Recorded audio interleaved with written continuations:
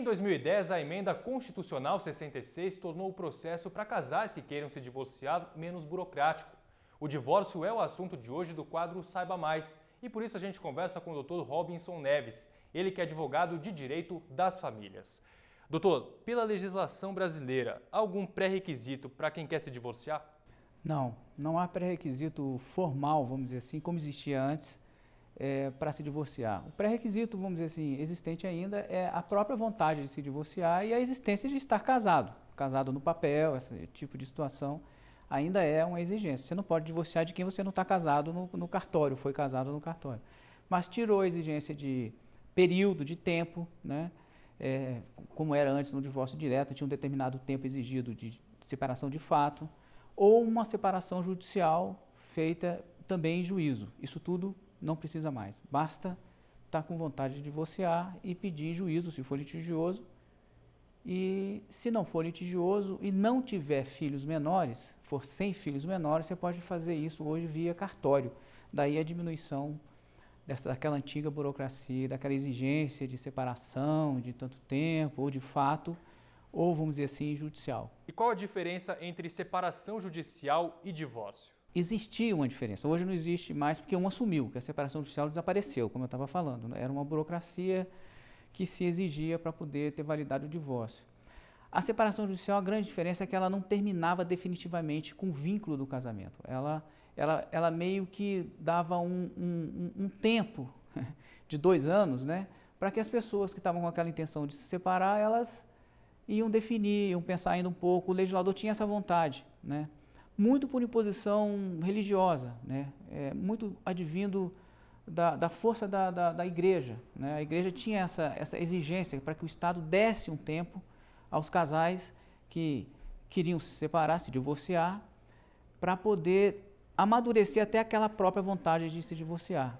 Mas isso hoje, com a modernidade, quem quiser separar, separa, quem não quiser separar, não separa, e não precisa ir, quem quiser divorciar, divorcia, quem quiser não viver mais junto, pode ir diretamente se divorciar, não precisa mais separar judicialmente, esperar 2 anos para então divorciar, ou separar de fato, esperar na época 1 ano, para poder, ou 2 anos, para você poder conseguir o divórcio. Agora, doutor, como funciona o processo quando o divórcio é consensual? Se não tiver filhos menores, é ótimo, porque você vai hoje direto no cartório, não depende da justiça, nem do procedimento judicial, consegue fazer uma escritura, os cartórios são super preparados para isso, e o divórcio é feito praticamente... Bom, aqui em Brasília, na Praça de Brasília, é feito muito rápido, né? Às vezes em outros estados a gente tem notícia de que é mais difícil, demora um pouco mais, depende do cartório, mas em princípio é muito rápido, é uma escritura lavrada quase que imediatamente. Quando tem bens a partilhar, pode complicar um pouco, porque pode precisar de recolhimento de imposto, aí depende da situação, da legislação de cada estado. E quanto ao divórcio litigioso? Aí sim, aí você tem que ir para a justiça, porque é o juiz só que pode separar, não pode ser através da escritura, simples escritura pública no cartório. Aí demandam uma ação judicial de divórcio, aí você cita outra pessoa, aí marca-se a audiência, aí, se for necessário, vão ser feitas as provas e assim vai. Agora, o divórcio em si, divorciar em si, mesmo no processo judicial hoje, se apenas um tem interesse em divorciar, o juiz fica de mãos atadas e vai dar o divórcio, ele vai conceder o fim do vínculo matrimonial, do casamento, ele vai conceder o vínculo, porque não precisa mais ir atrás de culpa, então não precisa prova da culpa, não precisa mais ter interregno de prazo para contar, como tinha com a separação, se tinha feito separação judicial ou de fato. Então, se um deles quer divorciar, não tem mais jeito, divorcia. Então, há juízes, inclusive, permitindo que, no decorrer do processo da ação de divórcio, quando ela acumula o pedido de divórcio, guarda dos filhos, alimentos é difícil, normalmente é em outro processo, mas e partilha de bens, se tiver, o juiz já dá o divórcio para as pessoas já fazerem o caminho dos registros, etc., porque naquela coisa de ter menos burocracia, e continua o processo em relação àquilo. Mas não é todo juiz que aceita isso não, mas muitos têm dado essa facilidade para os ex-casais, né? Diante de todos esses fatores, todos esses exemplos, dá para a gente considerar que hoje esse processo de divórcio ele é mais célere? Tornou sim, porque a gente estava acostumado a ver processo de divórcio, mesmo com partilha, demorar 10 anos, 8 anos, 12 anos. Partilha, às vezes, pequena de um bem, às vezes de um bem móvel. Hoje não, mesmo às vezes com muitos bens, por pior que seja, o maior conflito que tenha dura 1 ano, 2 anos, 3 anos, no máximo. Pelo menos na realidade local. Agora, claro que tem estados que o judiciário estadual é abarrotado de processos, tem maiores dificuldades, é diferente. Estados maiores, que as notícias que a gente tem, que às vezes é mais difícil, é mais demorado. Mas é possível sim, por exemplo, aqui em Brasília, mesmo um divórcio muito litigioso, com partilha muito complicada, às vezes com problema com a guarda dos filhos muito complicada, ser resolvido em um tempo mais razoável do que antes.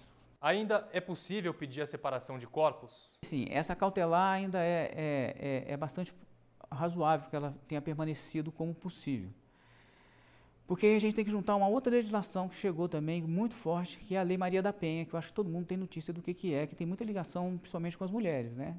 Que também já consegue um afastamento do lar de modo a garantir a segurança da mulher. Porque a separação de corpos veio muito para isso, né?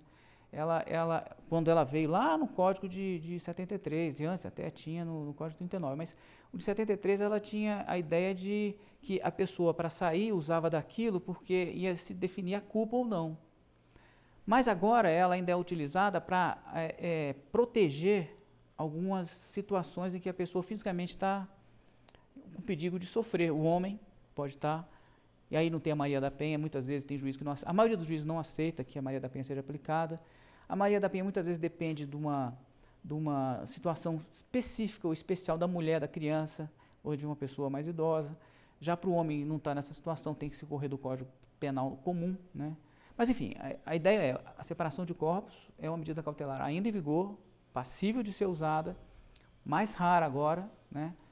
Porque para as mulheres é melhor correr para os efeitos da Lei da Maria da Penha, que são incrivelmente melhores, mas a separação de corpos ainda é bastante viável, ainda está na legislação, ainda está correndo como uma maneira de salvaguardar fisicamente o corpo de alguém, seja mental, seja físico, de todas as proporções, né, de todas as situações, emocional, né, que estiver sentindo perigo de sofrer um dano irreparável, sofrer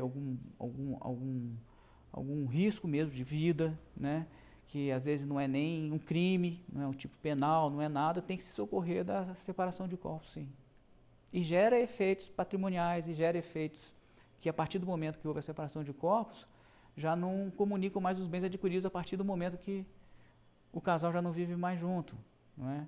Enfim, aí começam os efeitos jurídicos já para uma partilha no futuro, ou uma não partilha no futuro, enfim. Não para o divórcio, mas é uma cautelar ainda assim usada e necessária.